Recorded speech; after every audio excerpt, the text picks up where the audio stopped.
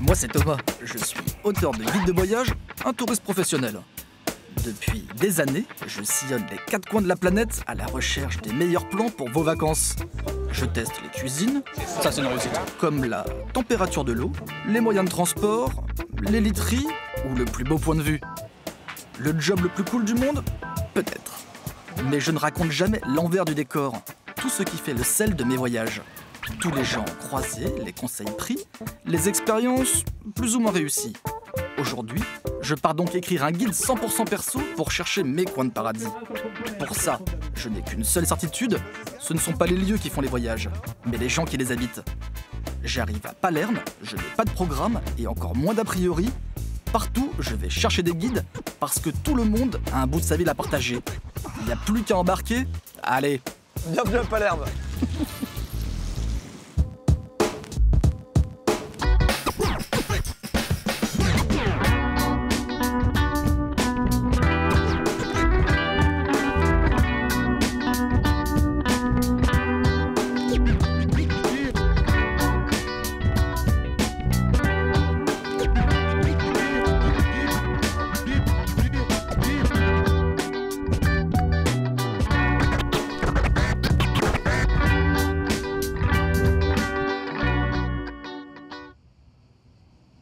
quand on arrive à Palerme, la meilleure façon de plonger dans le grand bain est de monter sur le mont Pellegrino, la montagne qui domine la ville.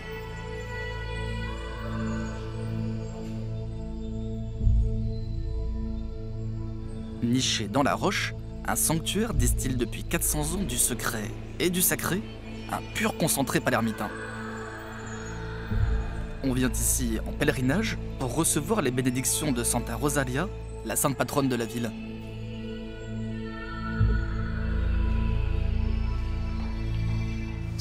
Excusez-moi, qui est Santa Rosalia? Santa Rosalia est fondamentale pour Palerme. Elle veille sur nous. C'est la sainte qui protège Palerme. La légende raconte que Sainte Rosalie s'est retirée du monde pour se consacrer à Dieu, puis est réapparue à l'époque de la peste pour protéger la ville. Aux voyageurs tout juste débarqués, Rosalie l'annonce d'emblée, Palerme n'est pas une ville comme les autres. Mon voyage démarre en apesanteur.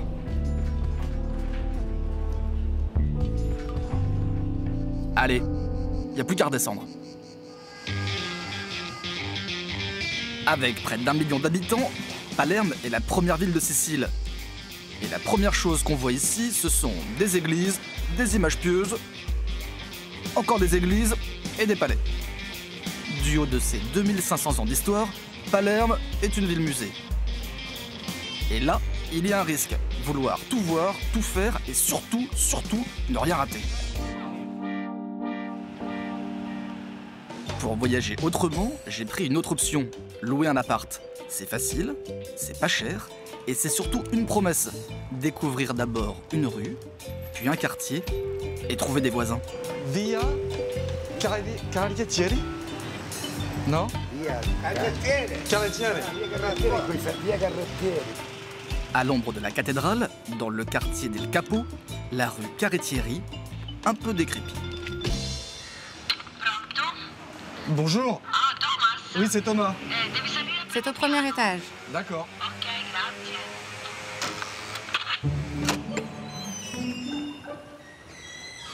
À l'intérieur, changement de décor, du marbre et du fer forgé. A priori, je suis bien tombé. Ciao. Comment ça va? Ça va très bien. As-tu fait bon voyage? Super, super voyage. Thomas, viens. Je te montre l'appartement. Le plafond date de 1700. 1600 pour les fresques. Des plafonds peints, des fragments de fresques et un gramophone. J'ai les 2 pieds sous 4 siècles d'histoire et voilà, j'habite dans un musée. La fenêtre donne sur la cour. Dans mon petit palais palermitain, une cuisine, un lit confortable, Très bien. une vue sur la cathédrale, enfin un bout de cathédrale. Et tiens, un joli vis-à-vis. Le cadre est déjà un voyage, et si en plus on note à des idées, Ce quartier incarne l'histoire de Palerme. Tu trouveras près d'ici la cathédrale, il Capo, qui est le marché arabe, très pittoresque, Et puis, il y a bien sûr les Beati Paoli. Les Beati Paoli. Qu'est-ce que c'est? L'ancienne légende dit qu'ils vivaient sous la terre. Si tu veux, tu peux contacter M. Tantillo. Il est à l'église. Il pourra peut-être te faire visiter. Une société secrète? Ça m'intéresse. Je tiens là une première piste de découverte Signor Tantillo. à portée de main. L'église est juste en face quand tu descends. C'est juste en face. Il ne m'en fallait pas plus pour traverser la rue. Signor Tantillo. Les Beati Paoli étaient contre les bureaucrates. Ils sont apparus pour défendre les pauvres. Ils ont vraiment existé. Bien sûr. Suis-moi. Une confrérie secrète de Robin des Bois aurait œuvré au XIIe siècle à Palerme. L'histoire me paraît trop belle, mais le seigneur Tantillo a une preuve. Au fond de cette vieille église, mon guide l'affirme, 2 passages secrets ont été creusés par les Beati Paoli.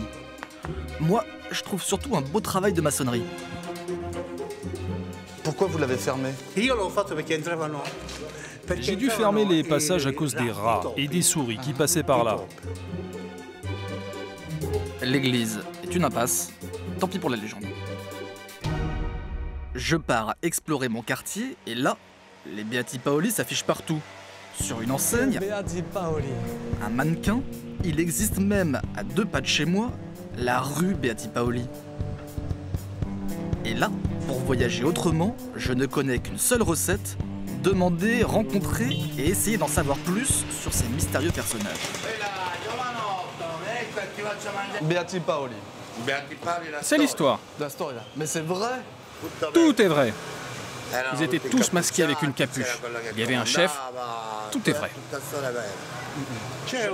Il y a une grotte là-bas où ils se réunissaient. Le mystère est sous terre? Il n'y a plus qu'à creuser. Buongiorno. Bonjour, Scusi. excusez-moi, Dove è il passaggio je cherche la dei grotte des Beati Paoli. Juste là, Là?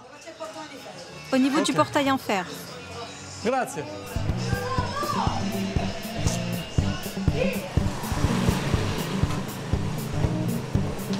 C'est là. Sì, sono.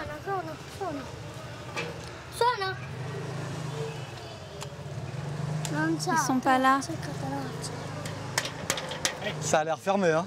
Aspetta. Nancy!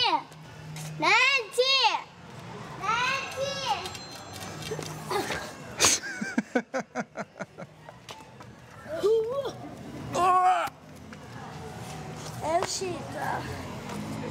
Non c'è. Non, il n'y a personne. Grazie. Ok. Grazie. Des passages murés, des portes fermées, le roman pourrait prendre fin là, mais je trouve peut-être la clé du mystère sur un scooter.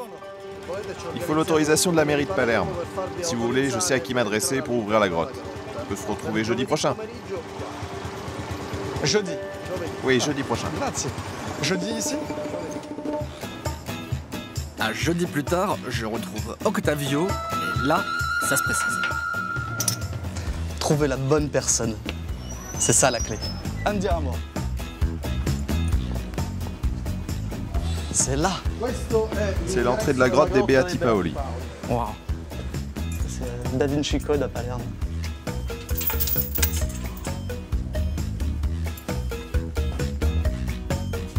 Incroyable.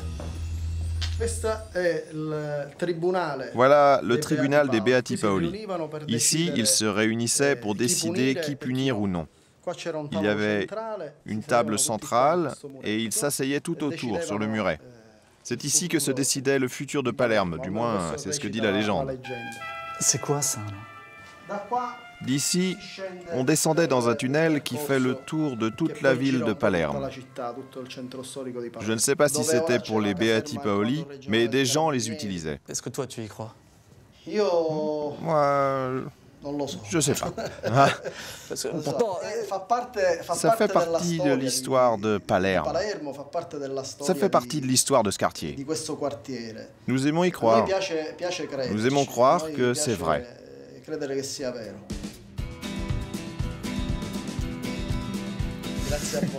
Est-ce que les Beati Paoli ont réellement existé? À quoi et à qui ont pu servir ces tunnels?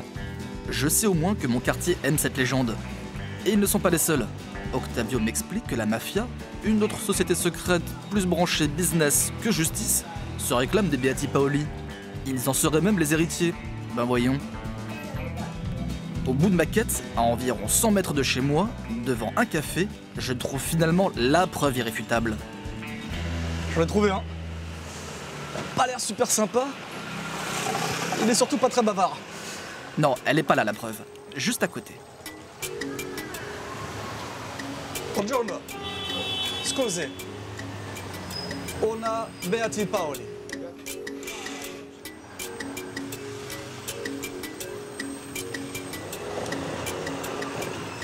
Alors j'ai pas plus d'infos sur les Beati Paoli, mais j'ai trouvé le cocktail Beati Paoli. Et ça, c'est délicieux.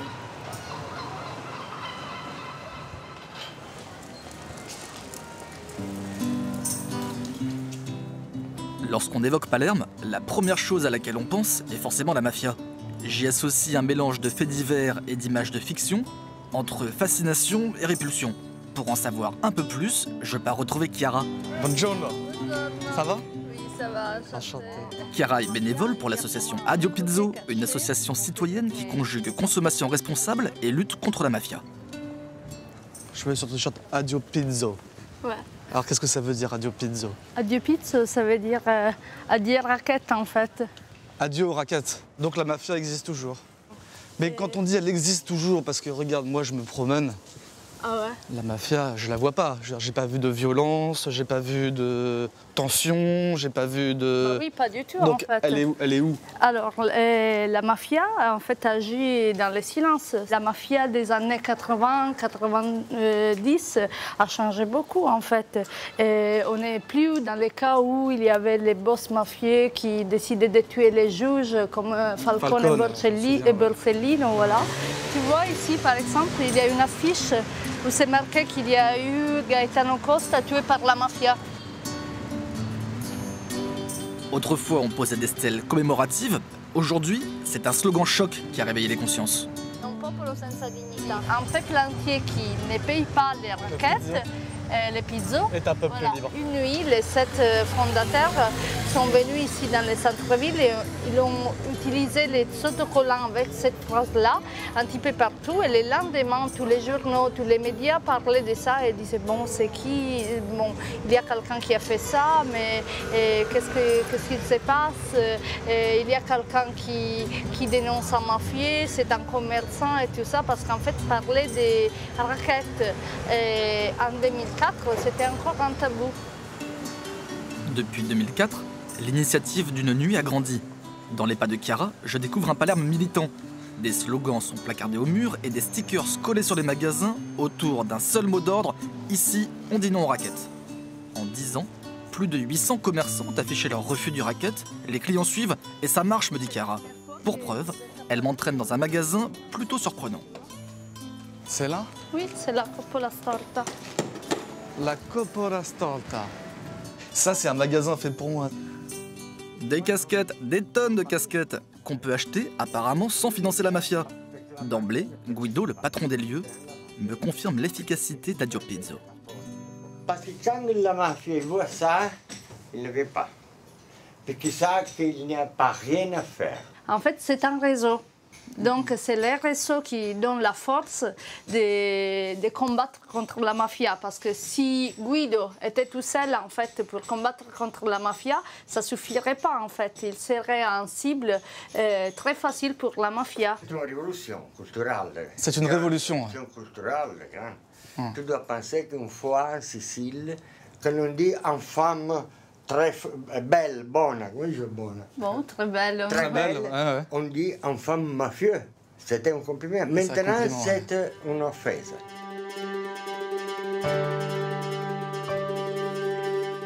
Une révolution donc. Et le comble de cette histoire, c'est que les casquettes de Guido, les Coppola, sont traditionnellement un signe distinctif de la mafia. Pour sembrer mafioso, tu peux mettre... Par exemple, si je mets celui-là, bon... Pas mafioso. D'accord. Les vrais mafiosos, c'est ça. C'est noir. Je peux l'essayer? Oui, ça et après ça. Le mafioso, il était appelé Coppola. Ah, donc c'était le synonyme. La casquette de travers, parce que porter la casquette sur le côté était un stéréotype du mafieux. À défaut de ressembler à un mafieux, j'ai pas résisté. Allez, c'est parti.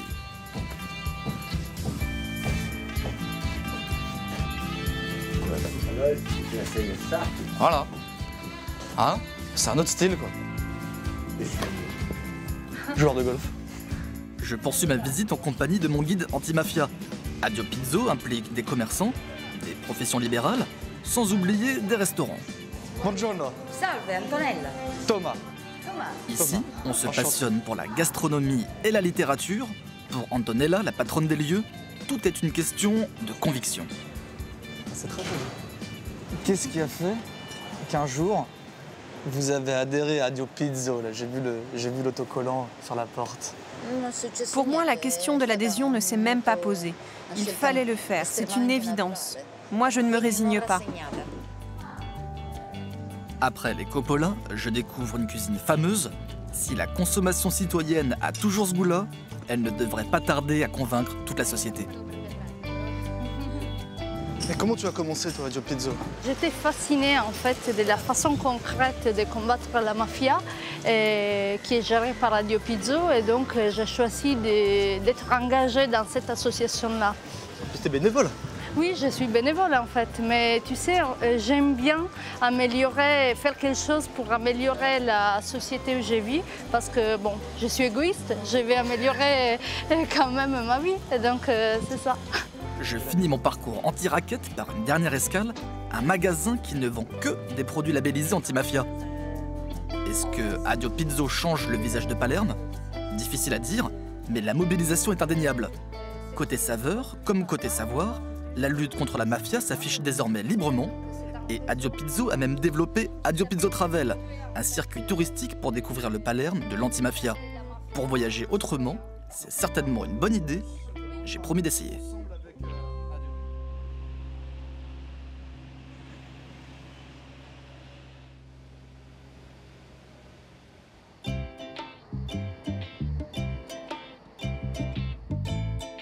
Après plusieurs jours à Palerme, je jouerai presque à domicile.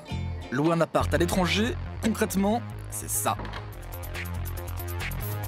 Pas toujours glamour, partout dans le monde la vie domestique a ses impératifs, mais c'est aussi le meilleur plan pour profiter d'être ailleurs, tout en se sentant un peu chez soi.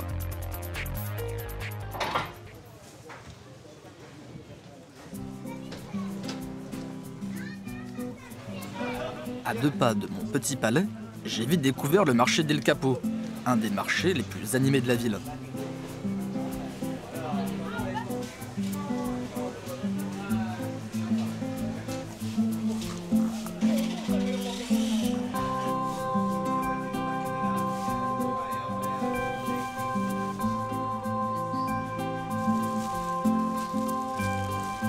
Aujourd'hui, je ne suis plus un touriste, je l'arpente en voisin pour faire mes courses du jour, comme tout bon palermitain.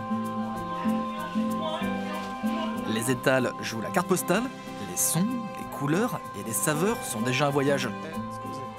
Ici, on trouve des courgettes géantes, du basilic version forêt, des calamars en cornet et une spécialité à consommer sans modération sous 35 degrés, la granita. Una, granita di limone. Ouais, super.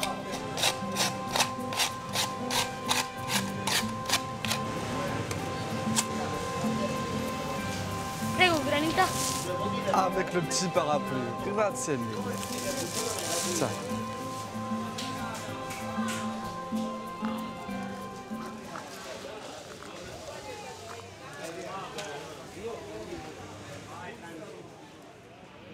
Comme souvent en Italie, Palerme joue avec brio la carte de la gastronomie. Mais mon petit coin de paradis, c'est à l'ombre du mont Pellegrino, dans une petite crique en bord de mer que je pars le chercher. Loin du tumulte de la ville, on m'a mis sur la piste d'une institution. Il y a une spécialité en Sicile, c'est la glace, la gelato. Et pour goûter les meilleures glaces de Sicile, C'est ici, la vela. Buongiorno. Ciao. Una gelata. Buono. Brioche. Brioche. Brioche. Ouais. Le parfum?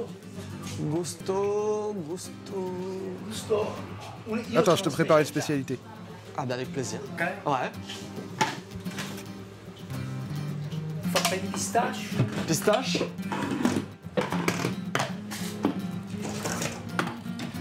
Torroncino siciliano.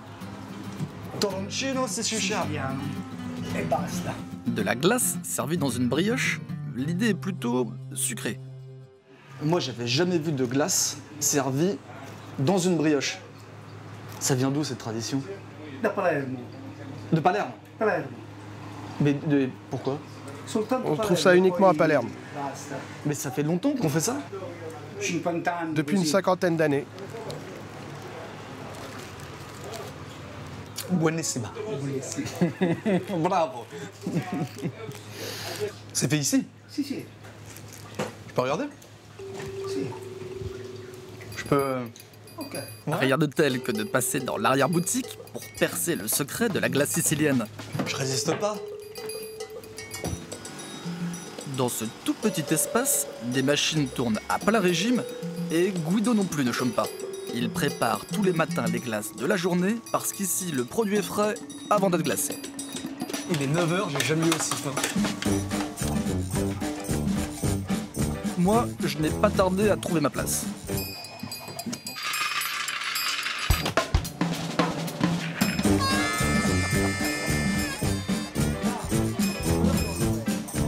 Excellente pistache.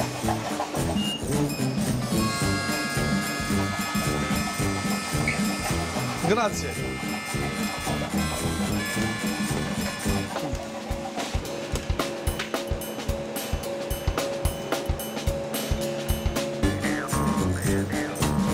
Voilà embauché.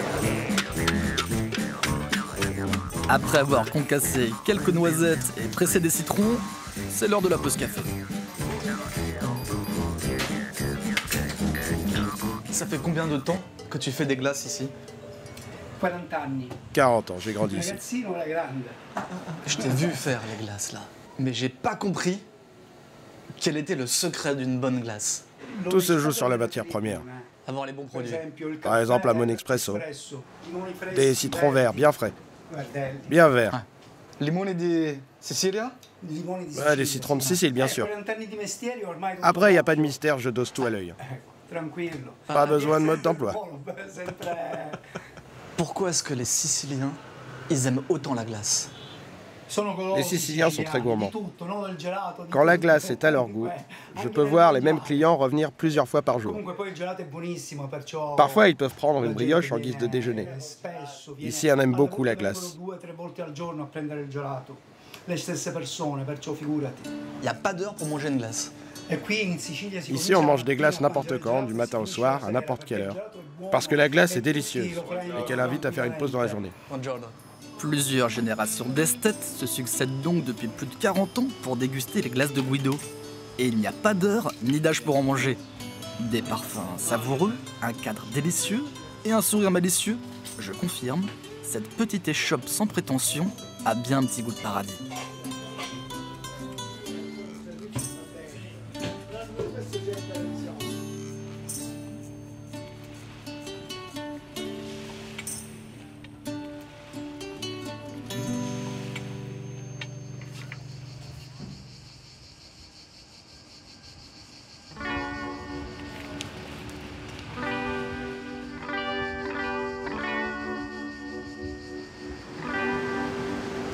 Théâtre Carmani, Opéra dei Pupi. Le spectacle de marionnettes, c'est un incontournable de Palerme.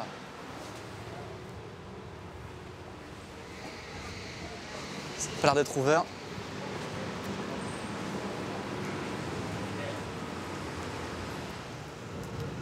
Buongiorno. Ciao. Ciao. Je peux rentrer? Oui. C'est magnifique chez vous.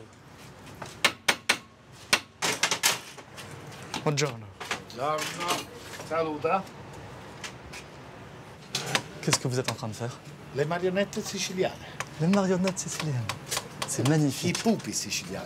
Mais là, vous êtes en train d'en fabriquer une ou d'en réparer une? Là, j'en monte une nouvelle. Pupi sono Toutes les marionnettes sont fabriquées artisanalement. artigianalmente. Tout est travaillé à la main. Travaillé a mano. Ici? Oui. C'est vous qui faites tout? Oui. C'est génial.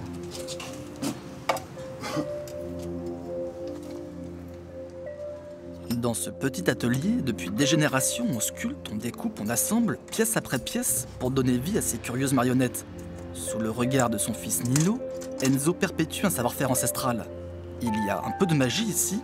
Je viens de mettre les pieds dans un conte et serais à peine étonné de voir débarquer Pinocchio. C'est un chevalier, on dirait. Oui, c'est un paladin, un chevalier du roi de France, Un cavalier. de la cour de Charlemagne.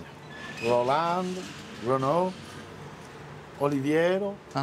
Questo è un paladino berlinghiere. Je m'attendais plutôt à trouver Guignol et les personnages de la Commedia dell'arte, mais les marionnettes siciliennes racontent des histoires de batailles et de chevaliers. Les Normands ont conquis la Sicile au XIIe siècle et ont apporté avec eux tout un folklore, dont les chansons de gestes médiévales. Les faits d'armes de Roland et Charlemagne se sont alors fondus dans les traditions populaires et n'ont plus jamais quitté l'île. Vous avez combien de marionnettes? J'en possède plus de 400. C'est qui ça, par exemple? C'est l'empereur Agolante. Algolante. C'est un sarrasin. Il porte le croissant de lune, l'étoile et la couronne. Et c'est qui tous ces personnages? Tous ces personnages sont des païens et des chevaliers chrétiens. Il y a le pape Léon III, il y a des sarrasins. Tous font partie de l'histoire de Charlemagne, à l'époque des guerres entre les païens et les chrétiens, au 8e siècle. Et Charlemagne est où? Au théâtre, se tient prêt pour le spectacle. Andiamo.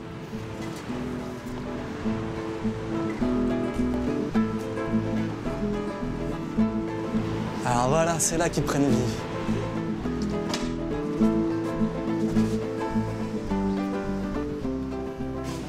Waouh.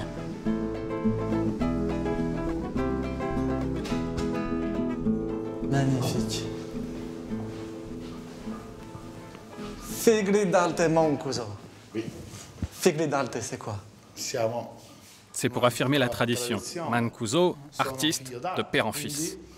Figli d'arte Mancuso. Vedi? De qui? Et voilà, la musique du théâtre des marionnettes. Génial.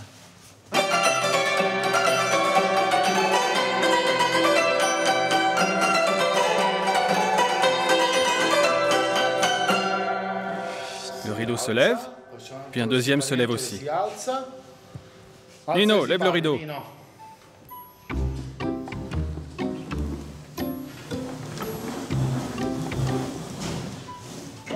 Et l'autre? Oui, maintenant tu peux allumer la lumière. La lumière? C'est bon comme ça? Toutes les trois. Toutes les trois? C'est bon? Génial. Un opéra des marionnettes, c'est un décor en perspective. Une scène et des marionnettes en guise d'acteurs. Tu ajoutes la musique et tu obtiens un opéra en miniature. Tu veux jeter un œil derrière? Ah ouais. Attends, si je peux voir l'envers du décor. Questo è Orlando. Orlando. Rolando. Okay. Rolando. Se met ici et on s'aide avec la brassière pour supporter le poids de la marionnette. Per sostenere il peso del pupo. Vedi? Ok. Ci mettiamo. Andiamo. On se place là et on ne va pas plus loin. Ci mettiamo. D'ici, on manœuvre et on déclame, on utilise beaucoup la voix. Diamo la voce. Eccomi, Conte Orlando, sono sceso sul campo di battaglia per sfidare i maledetti saraceni. Venite, che la morte avrete. Metti qua. Viens voir. Metti Ta main droite ici et tu tournes comme ça. Ok. Metti braccio qua. Attends, parce que si je bouge Après, tu prends le brassard. Voilà, tu glisses ton bras. Tu saisis la marionnette. Et tu essaies des mouvements. Ouais, ok. C'est un métier, hein. Bon, regarde, cette main-là, ça va. Tac. Et là, comment tu fais avec celui-là? Tu saisis. Tu tires. Tu saisis, tu tires.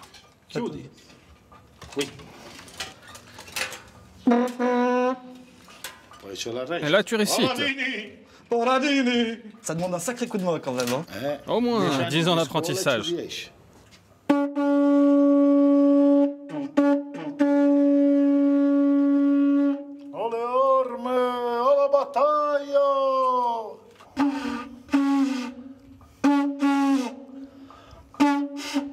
C'est mieux.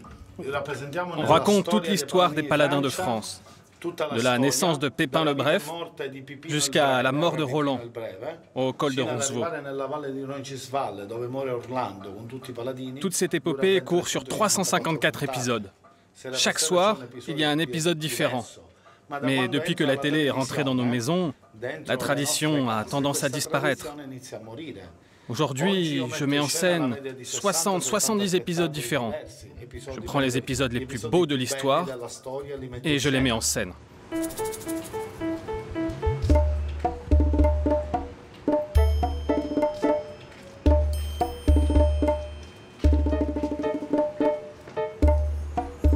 À 18h, comme tous les jours, le public est au rendez-vous. Quelques touristes et des habitués venus assister à un nouvel épisode des aventures de Roland et Charlemagne. Enzo quitte son costume d'artisan pour laisser place à l'homme de spectacle. Quelques effets spéciaux et la magie opère. Rispettabile pubblico, buonasera. Benvenuti al Teatro Carlo Magno della famiglia Mancuso. Siamo ben lieti di rappresentarvi un episodio tratto dalla storia dei paladini di Francia. Sur scène, on rejoue une véritable épopée issue d'une tradition orale. Rien n'est écrit, et pourtant rien n'a bougé. Dans les coulisses, Enzo et son équipe se livrent eux aussi à une vraie chanson de geste.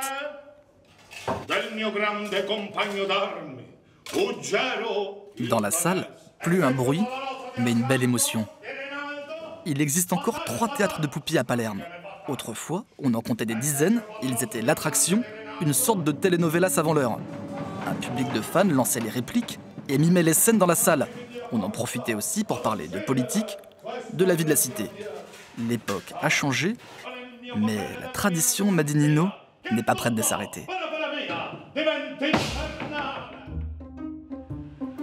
Il existe un Palerme visible qui s'offre à tous les regards, et puis une ville mystère, celle des Beati Paoli et de 1000 portes à pousser pour admirer des vieux palais, des cours ombragées ou de vieilles églises en ruine.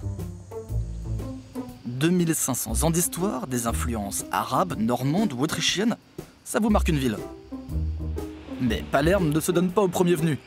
Pour en savoir plus, j'ai contacté l'association La Via dei Tesori, littéralement la rue des trésors.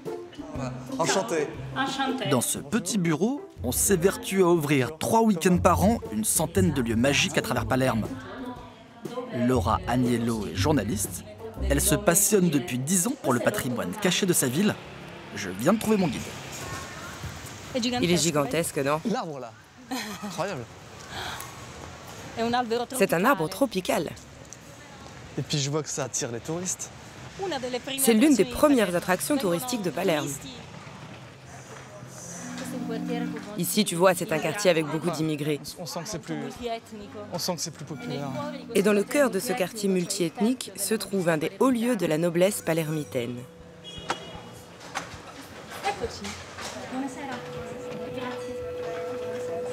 Buonasera. Thomas. Buonasera.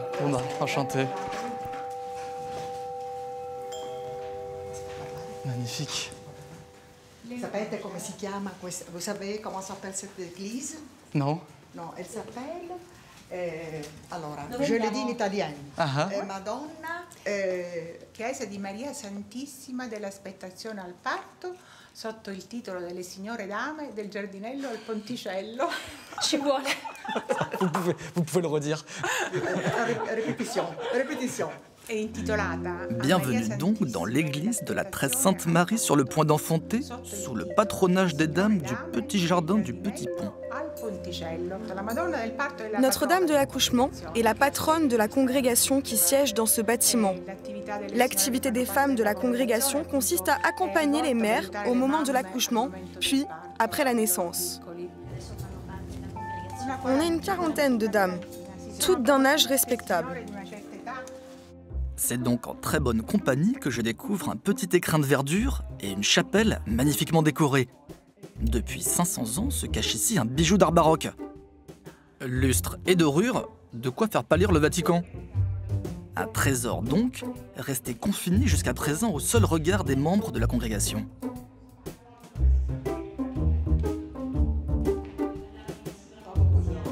Je découvre aussi les derniers travaux de Crochet et un organigramme plutôt imposant. Et si en plus, il y a des rafraîchissements.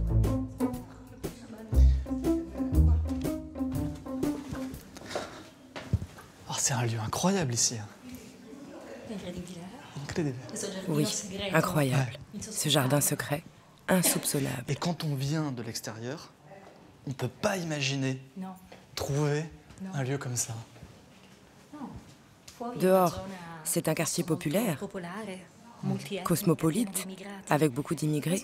Et là, on trouve un endroit exclusif, très secret, très privilégié. C'est comme s'il était resté suspendu, voué à l'éternité. Et même les femmes ont une dimension hors du temps.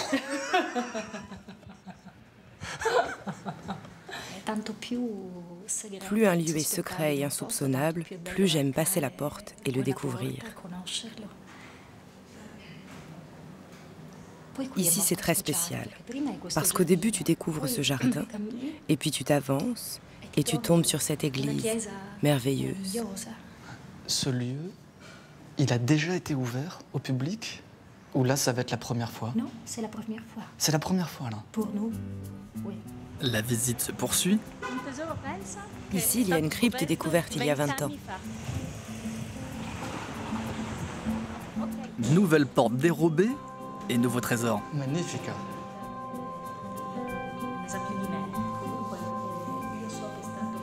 Et le plus beau, me dit Laura, reste à venir. Ça, c'est la porte principale de l'église. Mais je vais te montrer une petite entrée que personne ne connaît. Ah, ça c'est là. Nous, on prend les petits chemins secrets. Voilà l'entrée cachée. Ah oui, effectivement. Buongiorno, salve. Grazie. Buongiorno. Thomas. Ah, c'est l'entrée des artistes. 144 marches avant d'arriver à la coupole. T'es prêt? Ok. On va voir, rendez-vous là-haut.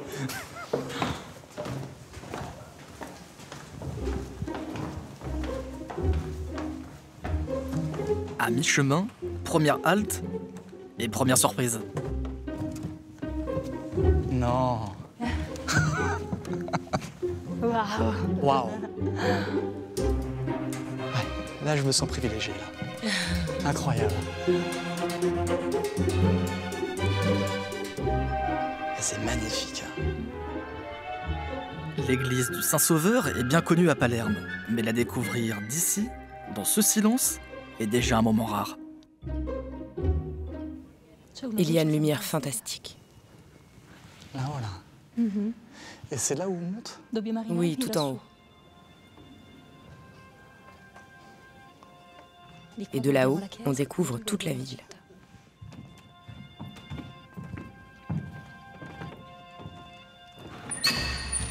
La petite porte. Quelques escaliers plus tard... Ça va? Enfin, pas mal d'escaliers plus tard. Nous arrivons sur le toit de Palerme. Ah, on a un sacré point de vue sur la ville, là. Regarde ces coupoles magnifiques. La mer, le Monte Pellegrino. Là? Là. Ouais. Et là? l'église San Saverio, la Piazza Marina, le port, l'église de la Catena, toute la ville. C'est pour cette beauté qu'on se donne autant de mal. Maintenant, on a un réseau de 80 lieux qu'on peut ouvrir, tous en même temps. C'est la première fois que Palerme se montre de cette façon. Ça a été très dur et très fatigant. Mais quand tu montes ici et que tu vois la ville, tu comprends que ça en valait la peine.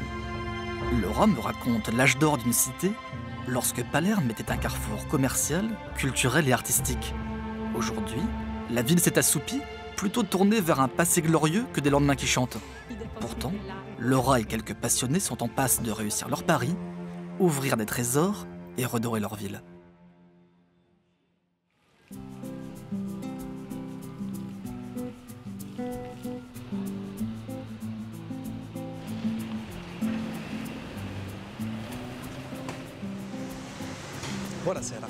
Comment allez-vous? S'il existe des itinéraires bien balisés, pas toujours faciles à utiliser, Palerme se découvre aussi en se perdant dans ses ruelles. Elle déroule le spectacle d'un quotidien, invite à savourer une ambiance populaire en toute simplicité. Je voulais savoir ce que vous mangiez. Pasta, pece... Manger? Va à la Vucceria. À la Vucceria. Je pars donc à la Vucceria, un quartier qu'on appelait autrefois le ventre de Palerme pour son grand marché. Les étals ont peu à peu disparu et désormais, c'est la jeunesse palermitaine qui vient coloniser la rue. Au bout de la Vucceria, le port de Plaisance ouvre sur la mer et son lot de nouvelles rencontres. Viens voir, c'est la pêche du jour.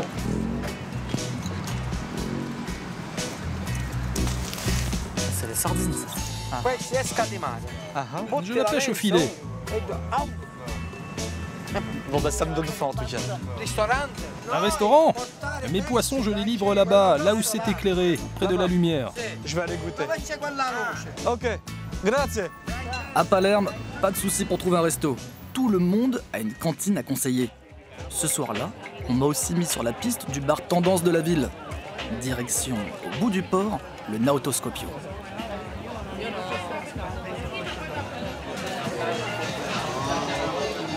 Bonsoir.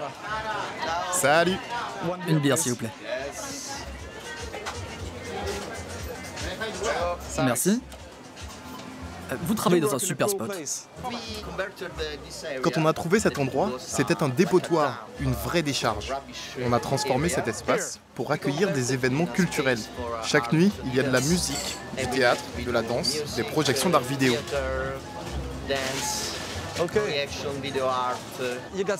C'est vraiment très agréable. J'ai fait le tour de Palerme et je n'ai pas vu de lieu comme celui-ci. Je pourrais me croire à Berlin ou des villes comme ça. Oui, je suis de la génération Erasmus. Je suis parti en voyage Erasmus en 1995 à Barcelone. Les jeunes qui partent étudier à l'étranger reviennent sans doute plus ouverts d'esprit. On est fiers de ça. Profite bien. Un container recyclé en barre, des tables les pieds dans l'eau et une foule résolument branchée, je viens de trouver le temple de la hype palermitaine. Ici, on fait la fête la tête sous les étoiles, ou plutôt sous une drôle d'invention. Et là, forcément, j'ai envie d'en savoir plus.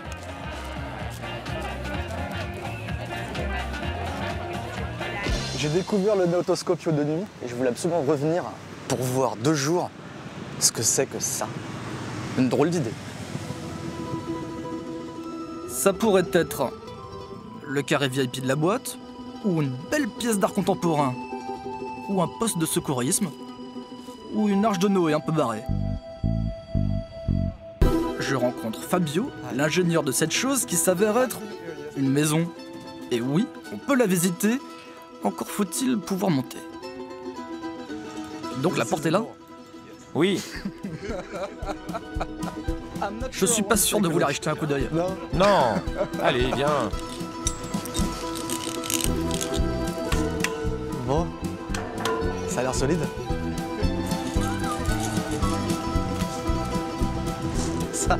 Ça a l'air moins solide. Ok. Fabio me l'assure sérieusement, c'est facile, il suffit de tirer. Alors, c'est presque vrai, même si je glisserais bien un mot ou deux à l'architecte. Ok. Une fois en haut, le proprio me détaille ce drôle de concept. Donc, on est dans une maison. Oui, ça a été conçu pour être habité. On a 32-33 mètres carrés au sol. Et je ne sais pas si tu as déjà vu ça dans les bateaux, quand tu trouves sous une trappe un espace avec un lit et tout le nécessaire. C'est un peu comme ça ici. On cache à 1 mètre sous le plancher tout le nécessaire déjà construit. Une salle de bain, une cuisine. C'est une idée folle et magnifique. Mais pourquoi c'est vide? Parce qu'on l'utilise uniquement en démonstration, comme un showroom. Le Naotoscopio reste un prototype, une belle vitrine pour ses concepteurs. Il faut dire que l'idée ne manque pas d'originalité. Là tu as un winch, essaie de l'utiliser. Donc je le tourne.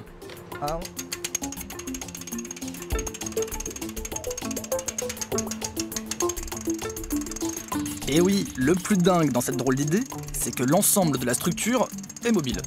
C'est comme une sensation très curieuse. Hein. On a vraiment l'impression de flotter. À coup de winch, de cordes et d'ingéniosité, le Naotoscopio offre un panorama inédit sur la ville, une vraie expérience.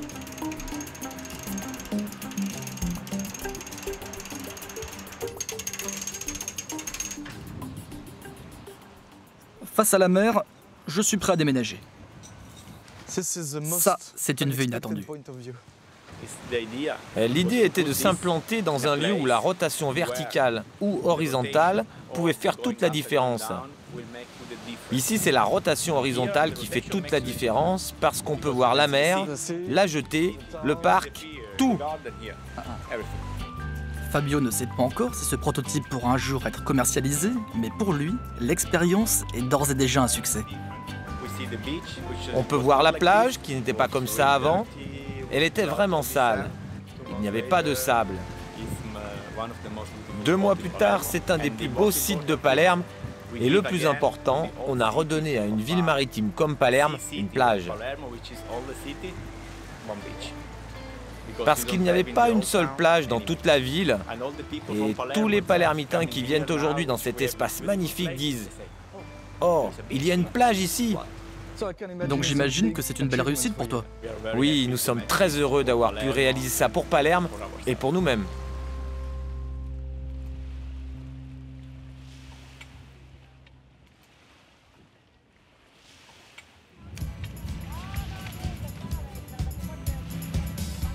Dans une ville tournée vers son passé, le Naotoscopio souffle un vent nouveau, injecte un peu d'audace et d'utopie pour donner un nouveau visage à Palerme.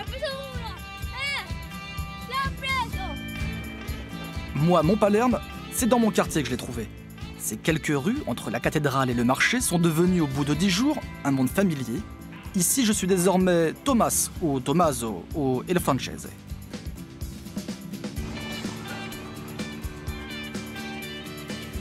Pour discuter foot, voilà Riccardo.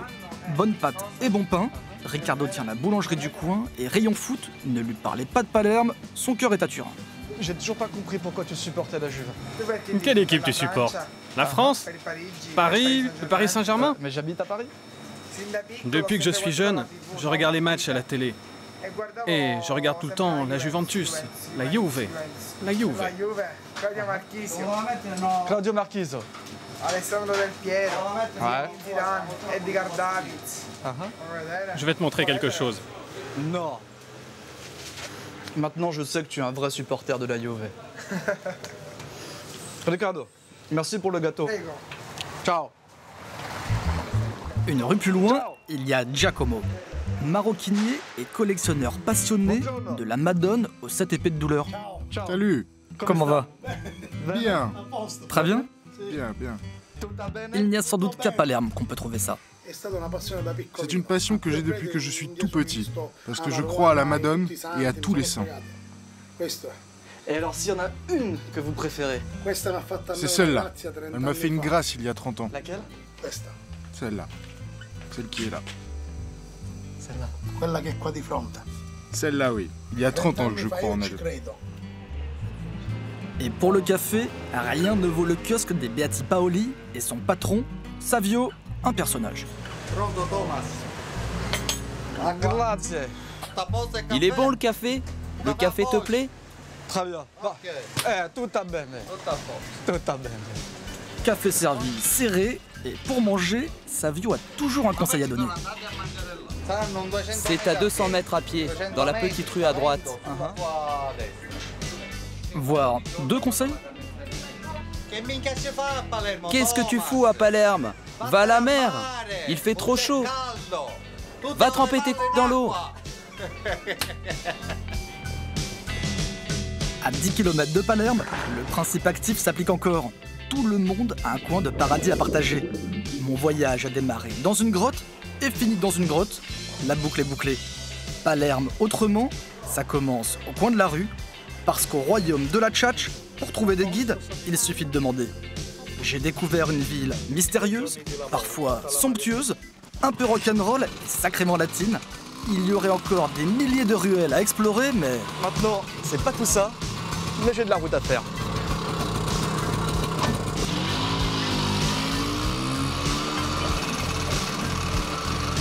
Allez, ciao!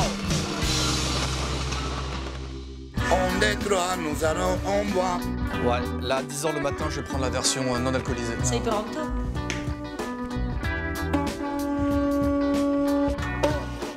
Oui, c'est mieux. Tutte con le palle in acqua!